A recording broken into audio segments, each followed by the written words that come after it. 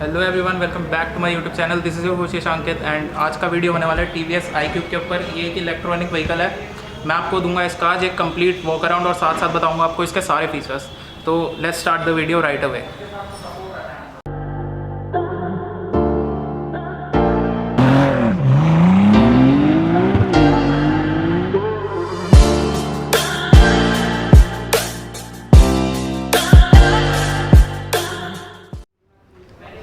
सबसे पहले इसके लुक्स पे आ जाते हैं। कुछ इस तरह की गाड़ी दिखती है, काफ़ी क्यूबिकल इसका डिज़ाइन है, hence the name iQUBE।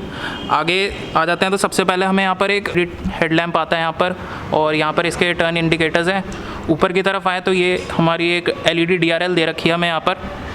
Body coloured mirrors हैं, स्क्वायर शेप में है, डिज़ाइन के साथ काफ़ी अच्छा लग रहा है।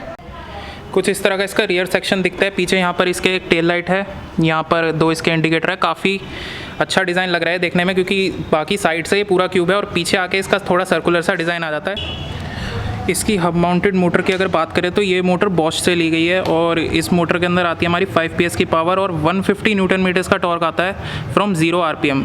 ये जो मोटर है डायरेक्टली व्हील पे लगा रखी है, जिस वजह से जो पावर लॉस होता है काफ़ी कम है इसका। पीछे यहाँ पर इसका सस्पेंशन आ जाता है, और ये सेम सस्पेंशन हमें जुपिटर में भी देखने को मिलता है।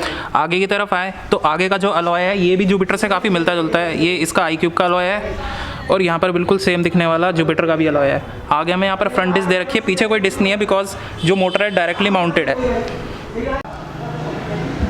तो कुछ इस तरह की दिखती है हमारी TVS iQUBE की। तो इसको लगाते हैं स्लॉट में एंड दिखाता हूँ मैं आपको इसका इंस्ट्रूमेंट क्लस्टर।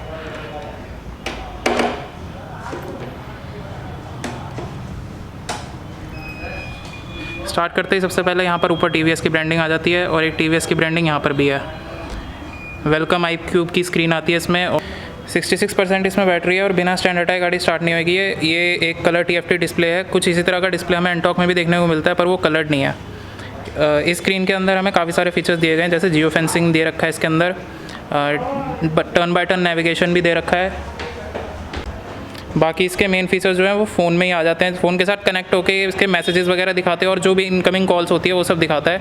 ये सारे फीचर्स इसको राइड करते टाइम आएंगे। अभी ये स्टैंड बाय पे स्क्रीन ऐसी दिखेगी। अंडर सीट स्टोरेज की बात करते हैं तो अब इसका खोलते हैं हम पीछे का बूट। –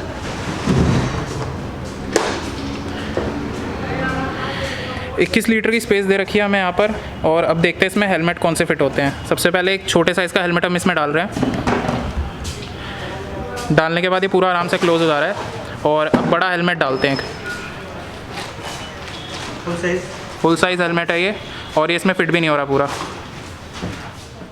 पीछे की तरफ यहाँ चार्जिंग सॉकेट दे रखा है। थोड़ा इनको कोशिश करनी चाहिए थी कि ये सेम चार्जिंग सॉकेट आगे की तरफ देते स्टोरेज के साथ, तो काफ़ी कन्वीनियंट रहता है ये, बट इधर भी ठीक है।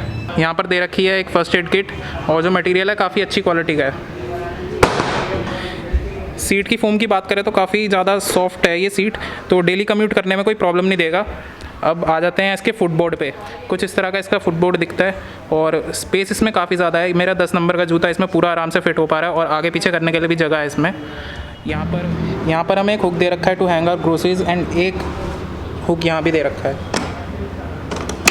यहाँ पर आ जाता है इसका एक चार्जिंग सॉकेट, जिससे हम अपने स्कूटर को चार्ज कर सकते हैं, और इस तरफ आ जाता है इसका की होल। स्विच गियर क्वालिटी की बात करी जाए तो काफ़ी अच्छी प्रीमियम क्वालिटी के स्विचेस दे रखे हैं। आसपास कहीं भी कोई पैनल गैप ऐसा खास नहीं दे रखा है। वाला स्विच जो हमारा iQUBE पार्क असिस्ट के लिए दे रखा है। iQUBE पार्क असिस्ट होता क्या है, एक तरह का रिवर्स गियर है।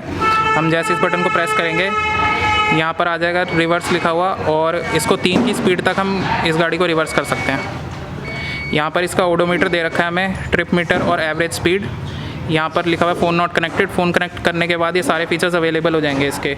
यहाँ पर इसका मोड बटन दे रखा है। ये सेम बटन स्टार्टर बटन की तरह काम करता है, और इसको दबा के हम इसके राइडिंग मोड चेंज कर सकते हैं। अब ये इको पे है, और अब ये पावर पे है। इको के अंदर इसकी मैक्सिमम जो स्पीड दे रखी है वो है 50 किलोमीटर्स की, और जो इसकी रेंज है वो है 75 किलोमीटर्स की। अगर पावर मोड पे जाते हैं तो पावर मोड पे जाती है इसकी जो रेंज है थोड़ी कम हो जाती है, 55 किलोमीटर्स पे आ जाती है, और मैक्सिमम स्पीड इसकी 78 पे जाती है।